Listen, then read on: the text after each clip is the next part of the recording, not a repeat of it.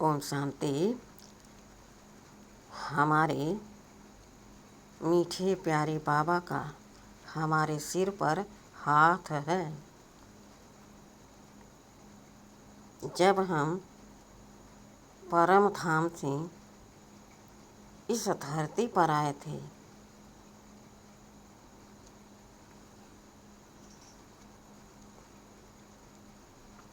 तब हम 16 कला संपूर्ण थे।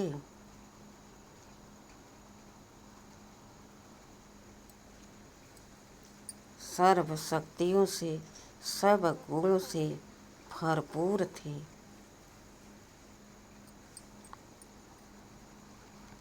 बाबा हमको सजाकर इस धरती पर भेजा था।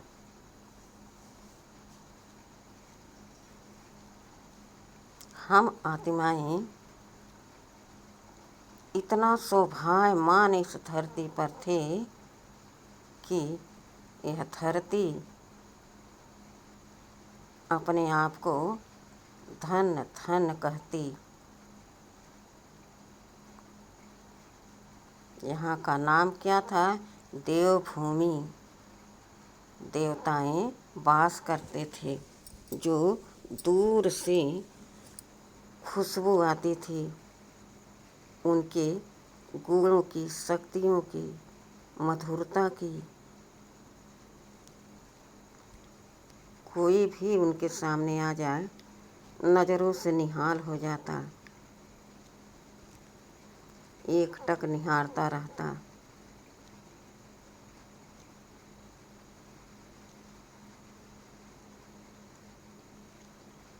लगता मानो मेरे सारे दुख दूर हो गए हैं, शांति मिल गई है आत्मा को। मैं इतने शोभायमान थे।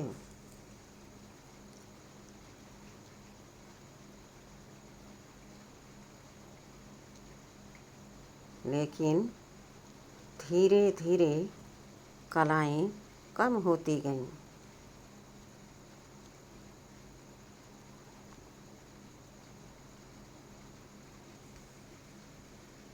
सोलह कला, फिर 14 कला,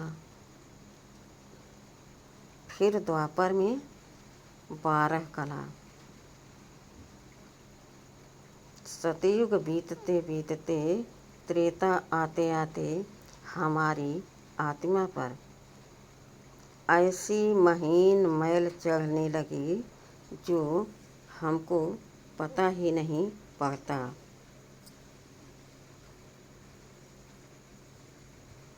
जिसको त्रेता कहा जाता है। वहाँ भी मर्यादा में सब रहते थे। राजा और प्रजा भी एक समान रहते थे।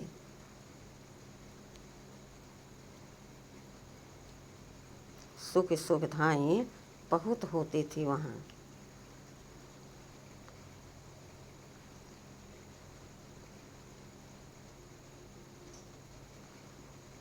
त्रेता में भी बकरी और शेर इकट्ठे पानी पीते थे।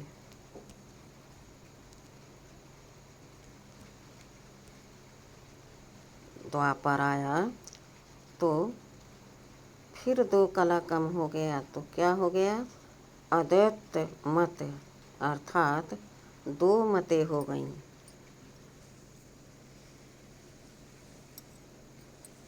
हम अपनी मत चलाते और सामने वाला अपनी मत चलाता।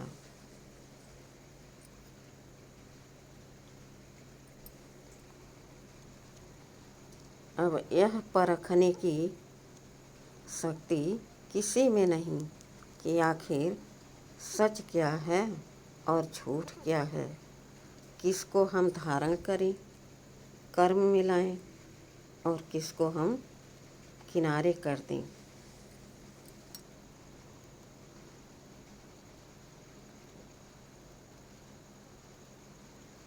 दो मतें हो गईं।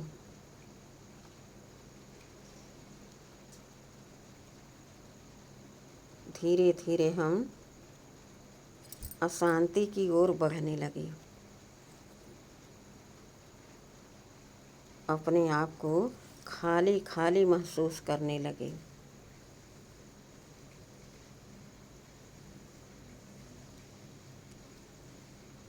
ऐसा हमें महसूस होने लगा कि जैसे मेरे ऊपर किसी की छत्र छाया ही न हो। मैं कितने निर्धन हैं, कितने अकेले हैं, कितने कमज़ोर हैं, कितने असहाय हैं, ऐसा मुझे फील होने लगा।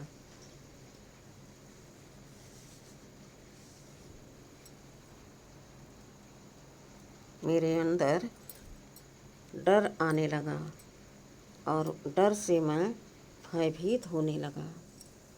आखिर मैं इस सृष्टि पर किस तरह से चैन से रहूं?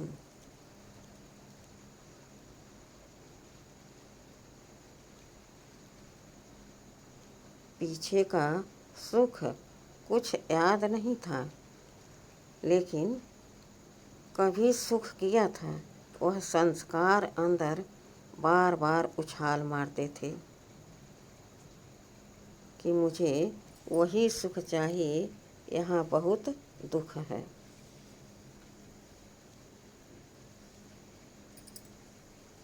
कोई सच्ची राह बताने वाला नहीं।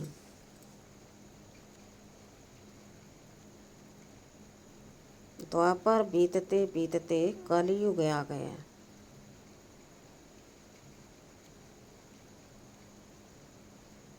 कलयुग में तो सब घोर पापी हैं, घोर अपराधी हैं।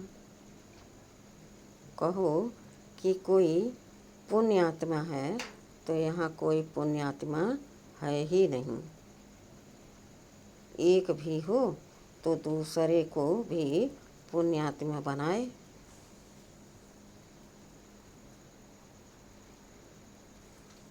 महात्मा संतात्मा बहुत सुना हमने, लेकिन पुण्यात्मा नहीं। पुण्य किसे कहते हैं यही नहीं किसी को मालूम है।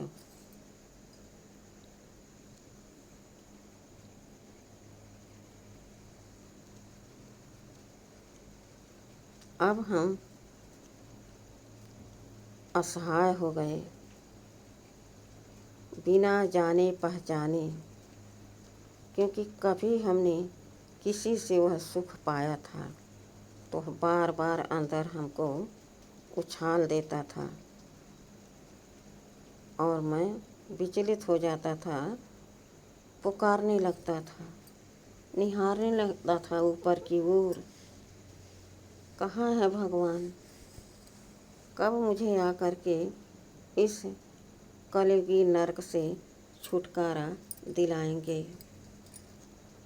पुकारने लगे हम, आ जाओ भगवान, अपने भक्तों को दुख दुविधा से छुड़ाओ। हम दौड़ने लगे, मंदिर, गुरुद्वारे, सब जगह फेरे लगाते लगाते थक गए, लेकिन भगवान से हम नहीं मिल पाए, कोसों दूर रहे।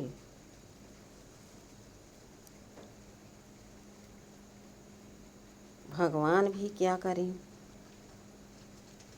ये जो सृष्टि का चक्र है, इसमें जो भी होता है वह सब नूध है, सुई चलती रहती है और समय पर वह कार्य हो जाता है, चाहे आप चाहो चाहे न चाहो। इसीलिए कहा गया है यहाँ पर जो हो रहा है कल्याणकारी है और जो हो चुका है वह भी कल्याणकारी था और जो होने वाला है वह अति कल्याणकारी है, क्योंकि जब तक वह नहीं गुजरेगा तो हम आगे बढ़ नहीं सकते। एक को हम पार करेंगे तभी तो दूसरा कदम रखेंगे।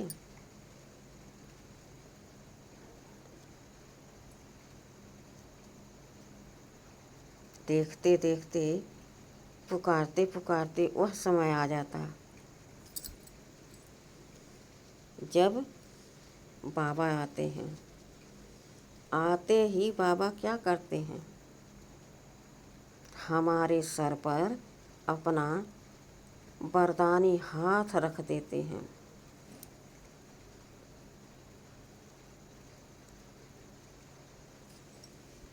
और कहते हैं, बच्चे तुम चिंता मत करो, मैं बैठा हूँ। मैं सर्वशक्तिमान तुम्हारा परम पिता, परम शिक्षक, परम गुरु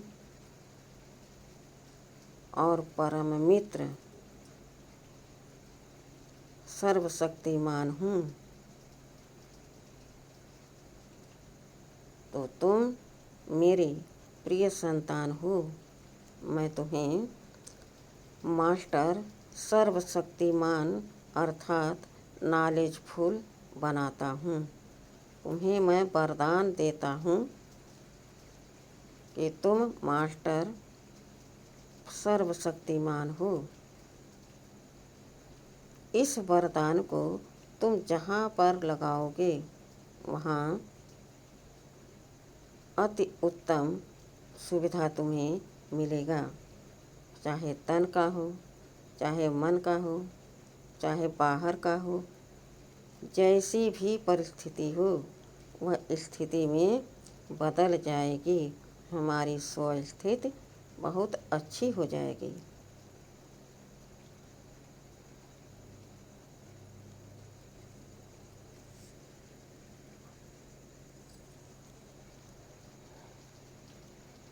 फिर क्या, मैं तो निश्चिंत हो गया, बेफिक्र हो गया।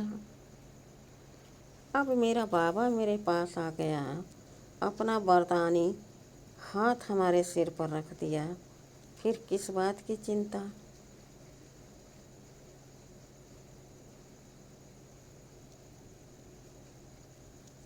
अब मुझे सारी चिंता से दूर होकर अपने बाबा से शक्ति भरनी है।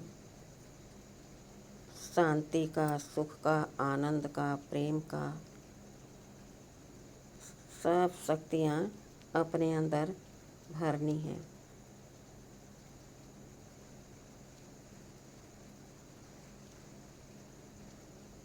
सबसे अच्छा समय है, सबसे अच्छा समय अपने अंदर सर्व शक्तियाँ समाहित करने की और बाबा के प्यार का अनुभव करने का कौन सा समय है? अमृत बेला।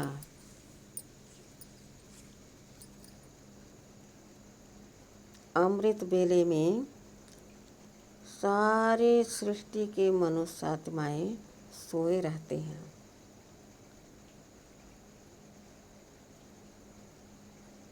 प्रकृति भी शांत, एकदम शीतल रहती है।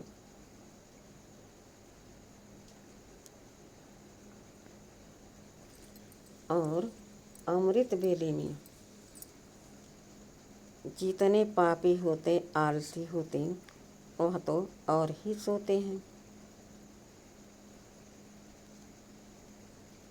जितनी नेगेटिव एनर्जी हैं वह सब अमृत बेले में सो जाती हैं। वो कब हलचल करती हैं? 11 से 2 बजे के बीच में। उसके बाद सब शांत हो जाती हैं। जब कुछ कमाई करना होता है तो क्या हम सोते हैं? सारी दुनिया तो सोती है, लेकिन हम नींद ही नहीं आती। अरे वहाँ मुझे इतनी कमाई करनी है, इतना समय लगेगा, मुझे वहाँ सबसे पहले वहाँ पहुँचना है।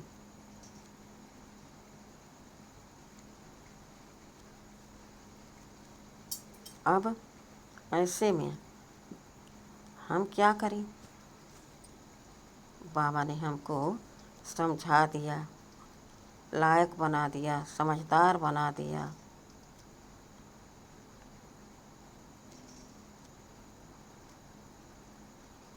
तो अब हमको क्या करना चाहिए? उस अमृत वेले में उठकर केवल केवल बाबा से क्या करें? अपनी बुद्धि में वरदान ही भरें। जब अमृत वेले में हम सर्व शक्तियों से भरपूर हो जाएंगे तो और कुछ रखने की वहाँ जगह ही नहीं होगी।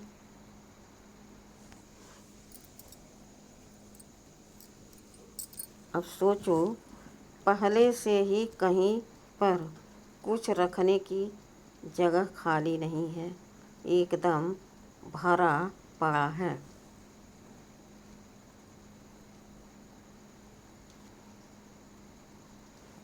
और हम कहें कि थोड़ा और कोई दूसरी चीज़ रख लें, तो क्या यह संभव है? कुछ तो करना पड़ेगा। या तो उस चीज़ को थोड़ा निकालो या ज़्यादा निकालो, जितना तुम्हारे समझ में आए, फिर दूसरी चीज़ को भरो उसमें, या तो वही भरे रहने दो। जो तुम्हारे काम की चीज़ है उसको देखो, चेक करो और भरो या खाली करो। अब भला इस सृष्टि पर ऐसी कौन सी चीज़ है, ऐसे कौन से कर्म हैं, बोल हैं, संकल्प हैं जो हम अपने अंदर रख सकते हैं? कुछ भी नहीं है। यहाँ रखने की चीज़ कुछ भी नहीं है। यहाँ विचार करो तो कोई और चीज़ होती ही नहीं। क्या होता है यहाँ? वही मेरा तेरा, झरमुई छगमुई, वही रिपीट होता रहता है। कुछ नई बात नहीं रहती, न कोई दूसरी चीज़ रहती, मगर घुमा फिरा के हम वही चीज़ रखे रहते हैं। अर्थात बीती हुई बातों को हम हमेशा चिंतन मंथन करते रहते हैं। तो मेरा मन भी उदास, परेशान बना रहता है। शरीर में भी तमाम बीमारियां लगना शुरू हो जाती हैं।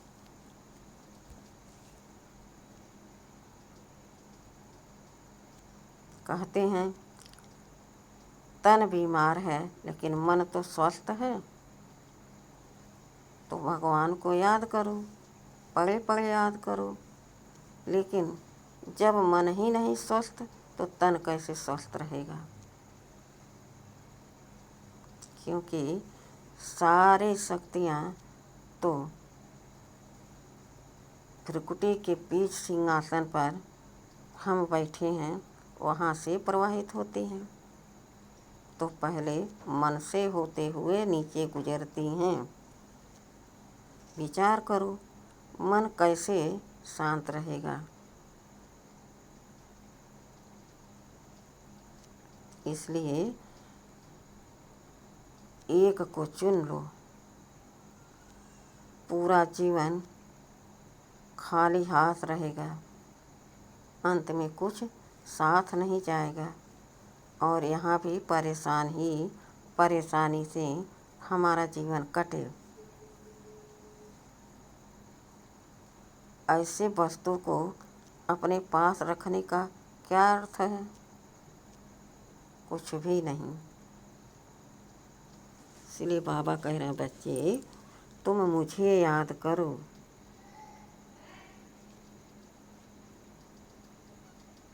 मुझे याद करते करते अपने अंदर शक्तियों को जमा कर पाओगे।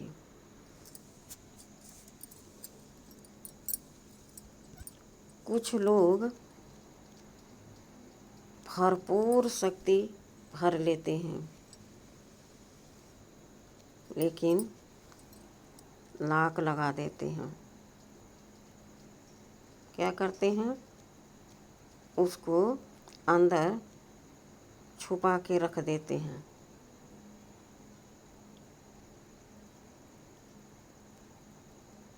बाबा ने कहा, बच्चे तुम हमारे बच्चे हो, सर्वशक्तिमान के, और सर्व शक्तियाँ तुम्हें मैंने दिया, तो तुम दूसरों को दो, खर्च करो। तो कुछ बच्चे लाक लगा के चुपचाप बैठ जाते हैं, कहते हैं मैंने बहुत मुरली सुना, योग किया, दान पुण्य किया।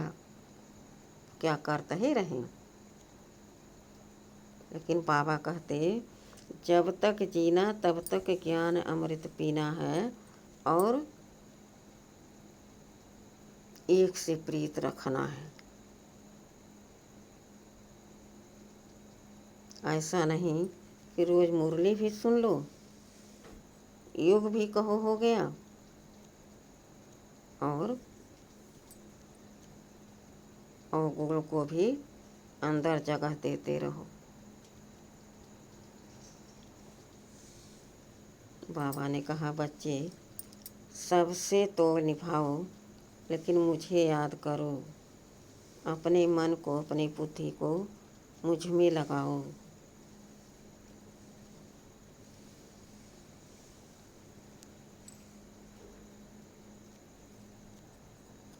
तो अमृत बेला में हम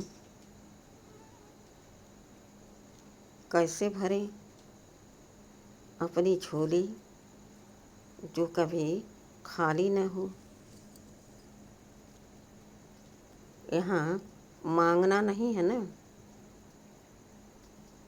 बाबा के पास पहुँच जाओ मन बुद्धि से, और अपने पास बाबा को बैठा लो। तुम भी बैठ जाओ। अब उसकी किरणें तुम्हारे ऊपर पड़ रही हैं। तुम एकदम शीतल शांत हो गए हो, मानो इस दुनिया में हो ही नहीं। बॉडी तुम्हारी यहाँ है और तुम कहीं और हो। इतना साइलेंस हो जाता है।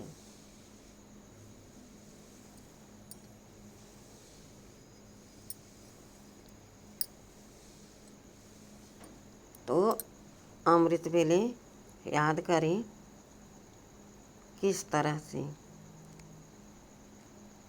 मैं आत्मा महसूस करती हूँ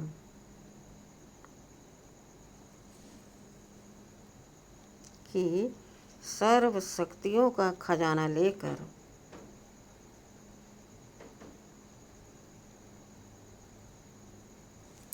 आता है अमृत बेला।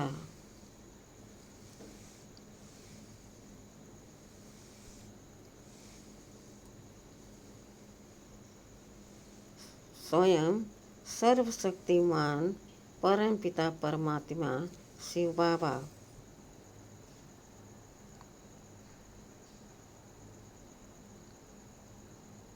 अपनी सर्व शक्तियों की किरणें लेकर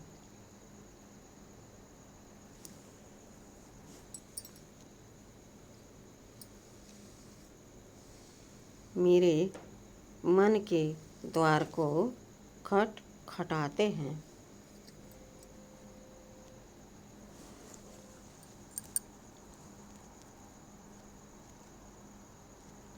कहते हैं, मीठे बच्चे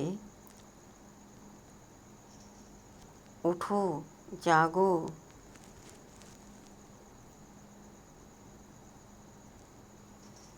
कहीं तुम्हारा अमृत बेला मिस न हो जाए आलस्य के कारण।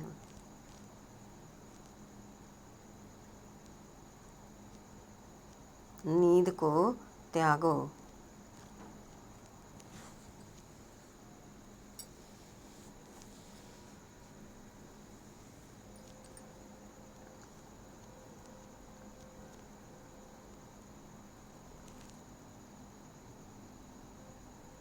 तुम जितना चाहो सतयुग में जाकर सो लेना।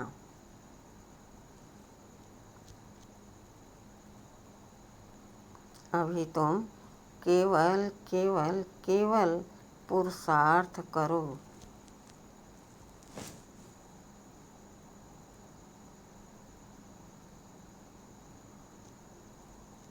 अनुभव करो और अभ्यास करो।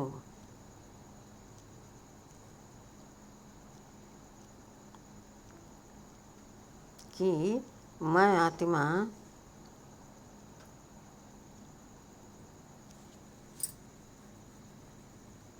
परम धाम की रहने वाली हूँ।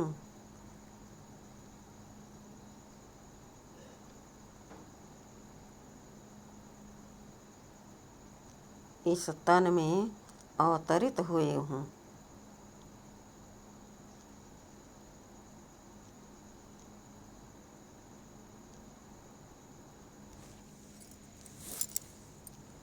इस देह में विराजमान हूँ।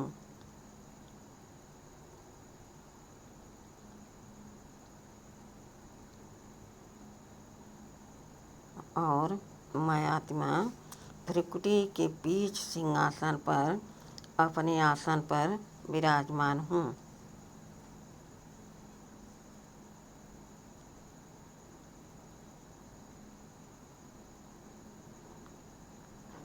मुझ आत्मा से किरणें निकल निकल इस देह में व्याप्त हो रही हैं।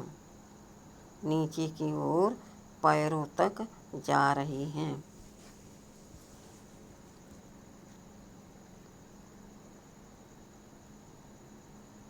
और यह शरीर सतो प्रधान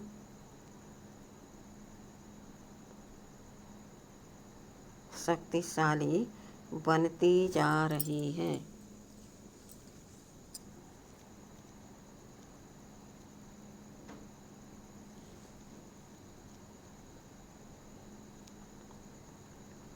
फिर अनुभव करें और अभ्यास करें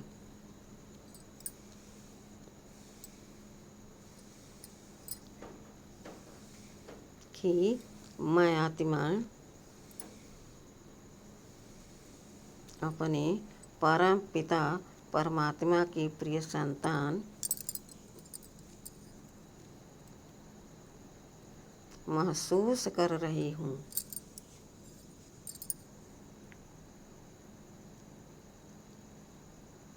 कि मेरा सर्वशक्तिमान बाप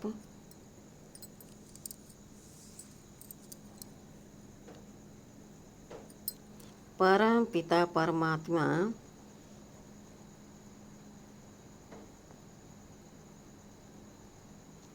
अपनी सर्व शक्तियों की किरणें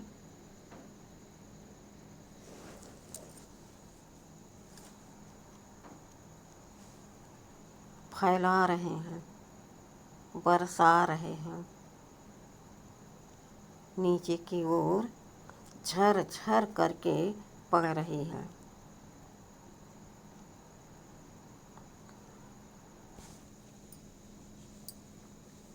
और यह प्रकृति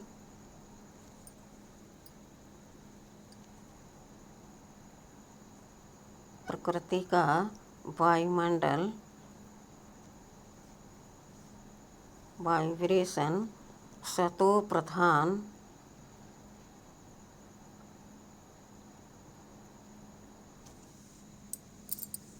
शक्तिशाली बनती जा रही है।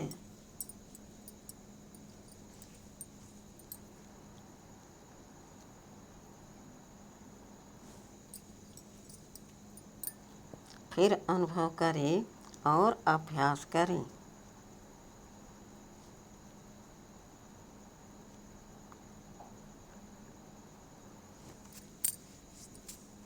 कि मैं आत्मा परम धाम की रहने वाली हूँ।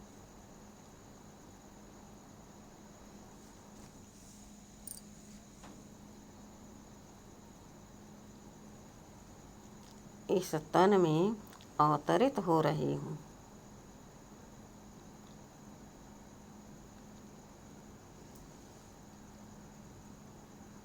इस देह में प्रवेश कर रही हूँ।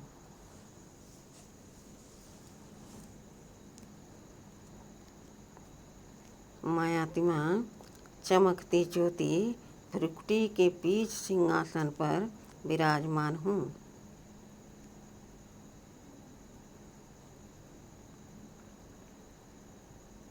मैं इस देह की मालिक हूँ।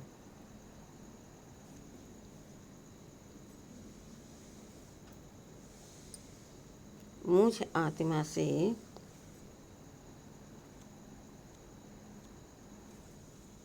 शक्ति उतर उतर कर पूरे तन में व्याप्त हो रही है।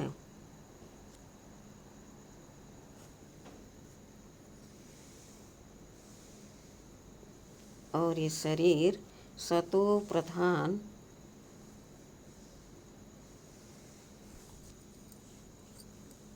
शक्तिशाली बनती जा रही है।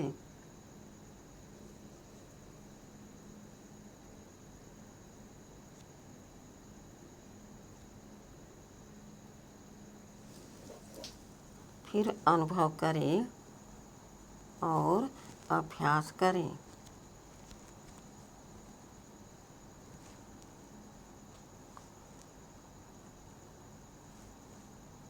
कि मेरा सर्वशक्तिमान बाप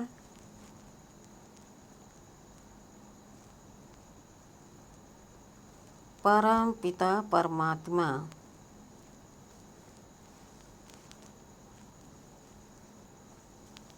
शिव बाबा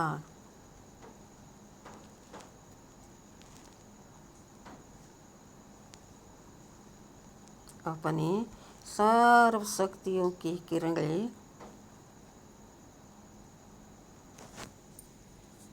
फैला रहे, बरसा रहे हैं।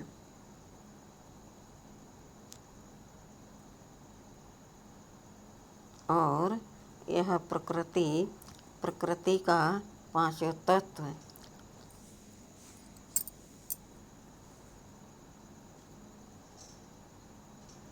सतो प्रधान शक्तिशाली बनती जा रही है।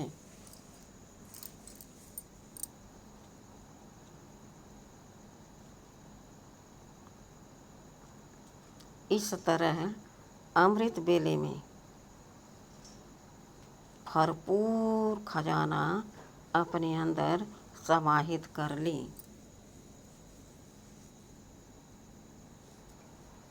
जरा सा भी जगह खाली न रह जाए।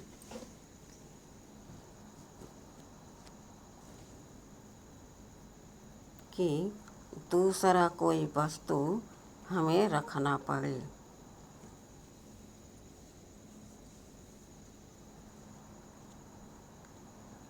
इस तरह से हमें अमृत बेले में पावरफुल योग करना है और बाबा से दृष्टि लेना है।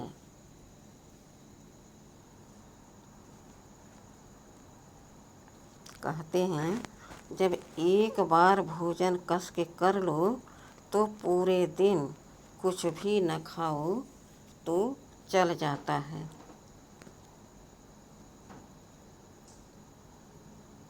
और पूरा काम भी हम कर लेते हैं, फिर भी हमको थकान नहीं होती।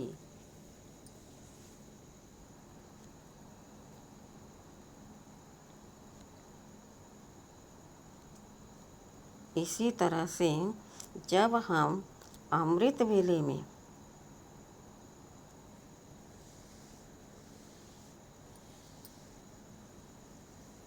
उस शांत वातावरण में बाबा से रूह रिहान करते हैं, ऑटोमेटिकली हमारे ऊपर बाबा की सर्व शक्तियाँ बरसती रहती हैं, अंदर बाहर सब समाहित होती जाती हैं। मैं आत्मा पवित्रता का वाइब्रेशन फैला सकती हूँ, शांति का किसी को दान दे सकती हूँ। जिसको शांति का अनुभव मिलेगा वह सुखी भी और खुश भी हो जाएगा।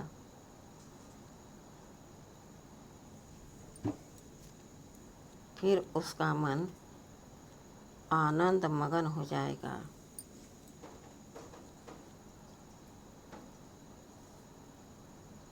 और मैं स्वयं भी भरपूर रहूँगी।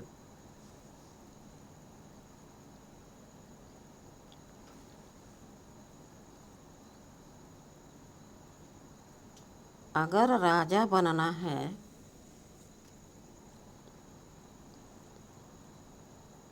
तो इस लगन में मगन हो जाओ कि मैं राजा बनने वाला हूँ।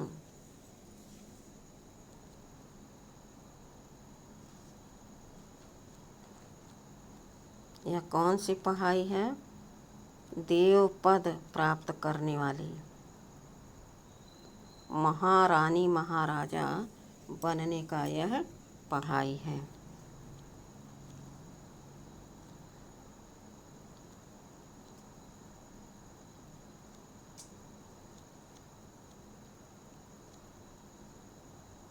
अब पढ़ो करो न करो तुम्हारी मर्जी।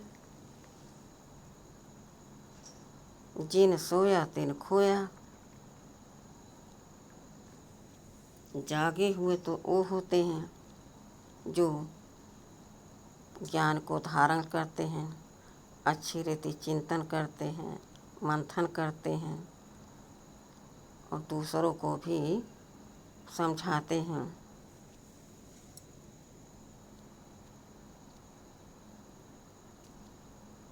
इस तरह से हमें अमृत वेले बाबा से बात करनी है, रूह रिहान करना है, सर्व शक्तियों से अपने अंदर भरकर सुखी संपन्न बनना है। जब मैं यहाँ सद्गुणों से अपनी झोली भर लेंगे तब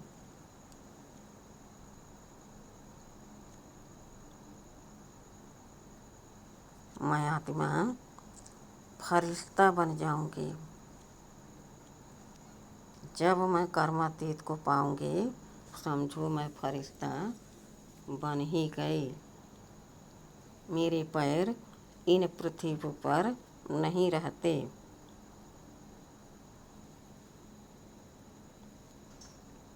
कहाँ रहते? विश्व के एक कोने में फरिश्ता रूप में स्थित होकर मैं सारे विश्व की आत्माओं को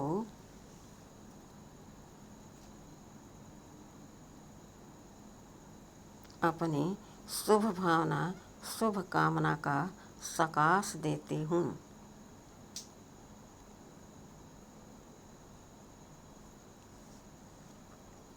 कि विश्व में जितनी आत्माएं हैं सब बाबा की संतान हैं, तो सब बाबा से राज भाग ले लेवें, उनका भी हक है।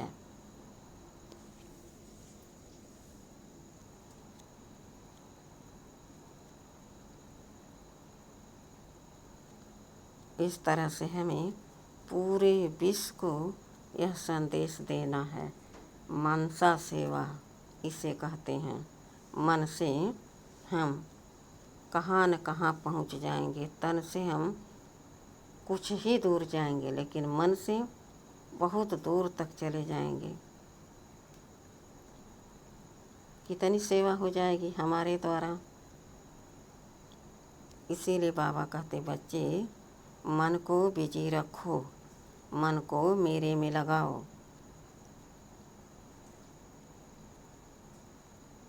जब मन बिजी तो तन स्वस्थ।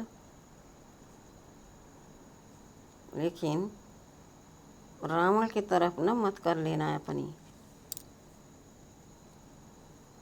कभी राम की तरफ तो कभी रावण की तरफ। यह सोच बहुत धोखा देती है, कितनों को बहुत धोखा मिलता है।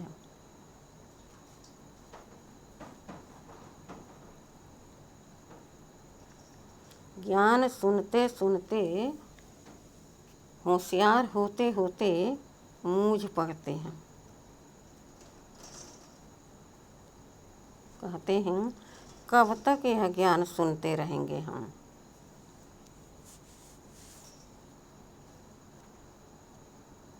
बाबा बार बार कहते बच्चे जब तक जीना है तब तक यह ज्ञान अमृत पीना है।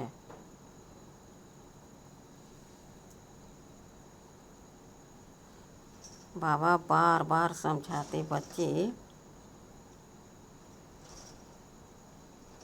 विष को छोड़ो, अमृत पीते रहो, पीते पीते अमृत अमर बन जाओगे। जहाँ यह तन छूटा अपने घर गए, दोबारा फिर जब इस सृष्टि पर आओगे तो अमर आत्मा और अमर पद प्राप्त हो जाएगा। तुम तो हो ही अमर आत्मा, लेकिन तुम्हारा आज भी अमर पद मिल जाएगा तुम्हें। तुम स्वेच्छा से अपनी शरीर छोड़ोगे, कोई कष्ट नहीं होगा इस तन को छोड़ते समय। परिवार वाले भी खुश होंगे, दुखी नहीं होंगे। क्यों? क्योंकि वहाँ साक्षात्कार होता है। मैं यहाँ अब जाऊँगा, नया चोला धारण करूँगा, इतनी सी तो बात रहती है। फिर किस बात की चिंता? चिंता से कुछ नहीं होता, समझ से सब कुछ होता है। सोचो एक जन्म हम पुरुषार्थ करते हैं, वो भी पुरुषार्थ देखो केवल नाम है पुरुषार्थ, बाकी तो है खेल पाल। कितना आनंद है इस खेल में, कितना मज़ा है इस खेल में। मधुर मुरली में कितना रस है। ये योग में बैठो बाबा की याद में, कितनी सारी शक्तियाँ हमारे ऊपर बरस पड़ती हैं। मैं एकदम पावरफुल बन जाती हूँ। सोचो कितना फायदा है।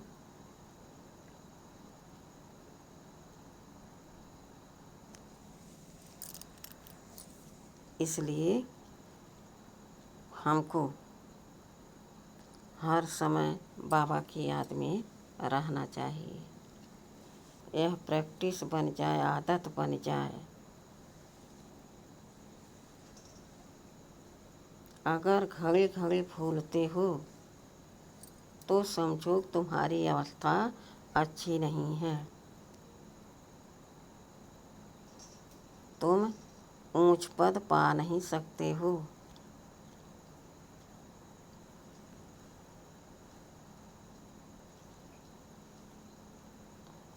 अगर लक्ष्य रखे हो देव बनने का तो लक्षण भी तो दिखे, पुरुषार्थ भी तो समझ में आए।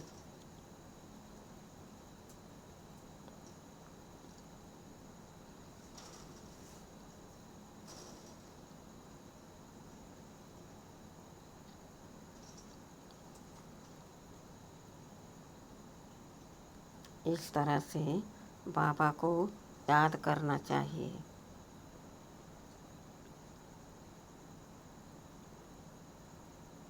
मैं आत्मा कितनी खुशनसीब हूँ।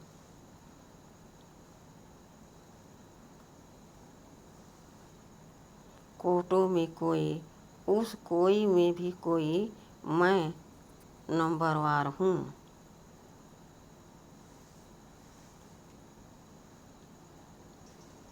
कोई कोई बच्चे तो बाबा से ही कह देते हैं। बाबा जब पूछते हैं कि मेरे सभी बच्चे राजा बनेंगे, मैं स्वराज स्थापन करने आया हूँ, मेरा एक एक बच्चा राजा बच्चा है और राज मैं स्थापन कर रहा हूँ, तो वह महाराजा महारानी बनेंगे।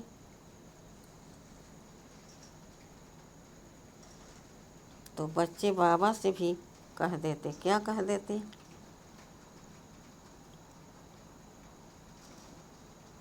बाबा, हमसे ज़्यादा पुरुषार्थ नहीं होता,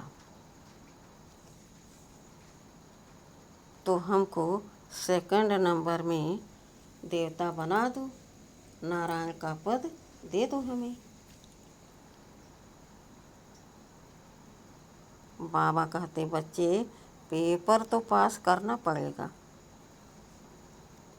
बिना पेपर पास करे यह डिग्री नहीं मिलती है। जब डिग्री नहीं तुम्हारे पास तो पद कहाँ से मिलेगा?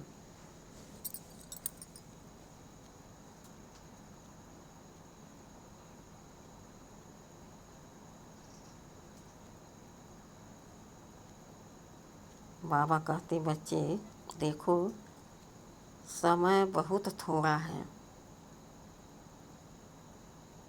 गफलत मत करो।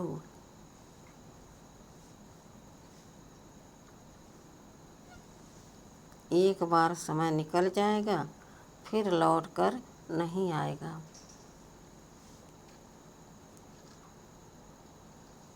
इसलिए सारे झमेले को छोड़ दो और मुझे अपना हाथ दे दो। बाबा कह रहे हैं, बच्चे मैंने तो आता ही तुम्हारा हाथ पकड़ लिया, अब तुम घड़ी घड़ी हाथ छोड़ते रहते हो। इतनी जबरदस्त मित्रता तुम्हारी माया से है कि माया बगल में खड़ी रहती है। जैसे तुम मुझे याद करना भूलते हो, वैसे वो अपनी तरफ खींच लेती है।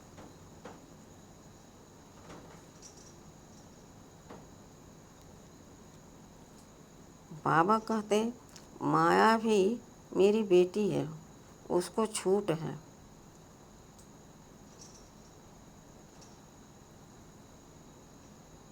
उसको मैं ही कहता हूँ। जो मुझे याद नहीं करता उसे तुम पकड़ के नाक रगड़ दो, थप्पड़ लगा दो, मारो ऐसा चमाट कि फिर उठ न पाए, मूर्छा आ जाए। अगर मेरी श्रीमत का पालन नहीं करते तो फिर उनको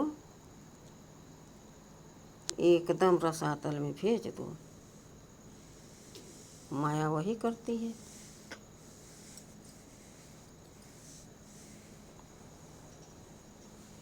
जब हम बाबा को बार बार याद करते रहेंगे, केवल नाम मात्र नहीं, जब हम यह महसूस करेंगे बाबा हमारे साथ है, सर्व शक्तियाँ बाबा की हमारे साथ हैं, तो फिर किस बात की फिक्रात है? माया क्या है? कागज का शेर है। वह देखने में बहुत डरावनी है, बहुत भयंकर रूप लेती है, मगर तुम जरा सा उसको ताड़ोगे तो वो कागज की तरह धराशायी हो जाएगी।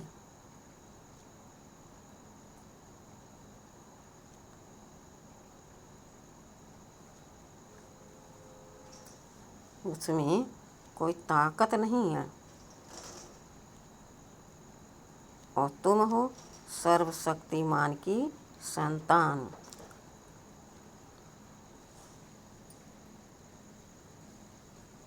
देखो, जिसके अंदर अहंकार होता है, अकड़ होता है, वो बलशाली नहीं होता है। केवल वह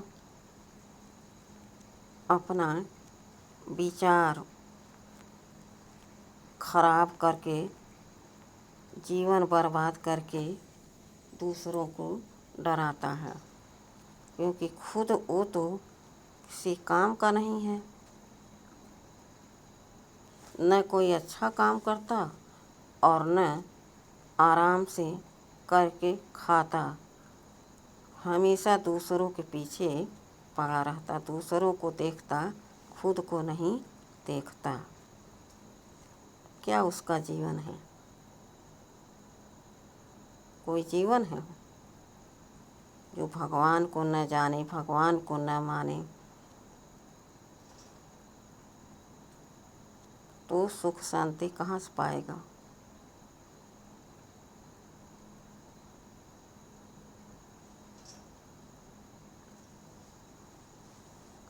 तो बाबा स्थापना कर रहे हैं महारानी महाराजा का, प्रजा का नहीं। जो बच्चे बिल्कुल नहीं सुनते, नहीं योग करते, तो उनकी क्या दशा होगी? प्रजा जाकर बनेंगे। उनसे नीचे जाओ जो इस ज्ञान को सुनते हैं, समझते हैं, कई साल आते हैं और फिर छोड़ देते हैं किसी कारणवश से। दिल उनका बाहर से लग गया, यहाँ से दिल हट गया, तो क्या करते वो? बहुत बुराई करते हैं सेंटर की, मधुबन की। ऐसे में वो क्या बनेंगे? चांडाल। उनको कौन सी जगह मिलेगी? कौन सा पद मिलेगा? जाकर चांडाल बनेंगे। और जो थोड़ा बहुत सुनते हैं, समझते हैं, शांति में रहते हैं, प्रेम में रहते हैं, बाबा की याद में मगन रहते हैं, तो वो फल राजा न बने, लेकिन प्रजा बनेंगे और सुखी और शांति में रहेंगे। पद कम रहेगा लेकिन सुख शांति भरपूर रहेगा, क्योंकि यहाँ वो शांति में रहते हैं, खुश रहते हैं, बाबा की याद में रहते हैं। तो कुछ तो औजा मिलेगा ही। बाबा को कोई कौड़ी देता तो बाबा बदले में हीरा देते हैं। इससे सस्ता सौदा और कहाँ होगा? 21 जन्म के लिए, 2500 वर्ष के लिए।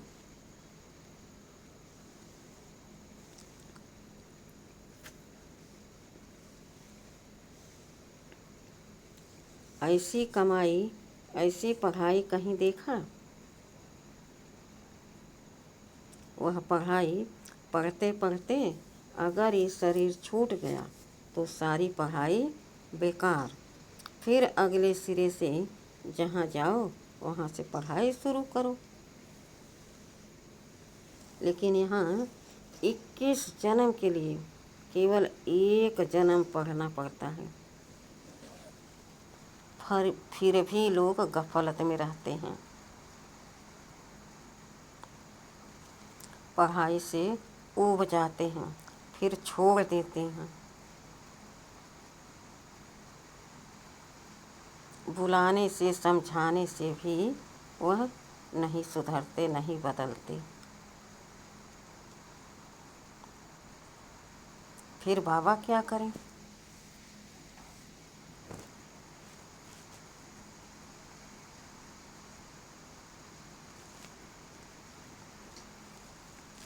इस तरह से हमारे प्यारे मीठे बाबा हमको सुखी बनाते हैं। हमारा जीवन शांतिमय हो जाता है। अच्छा, ओम शांति।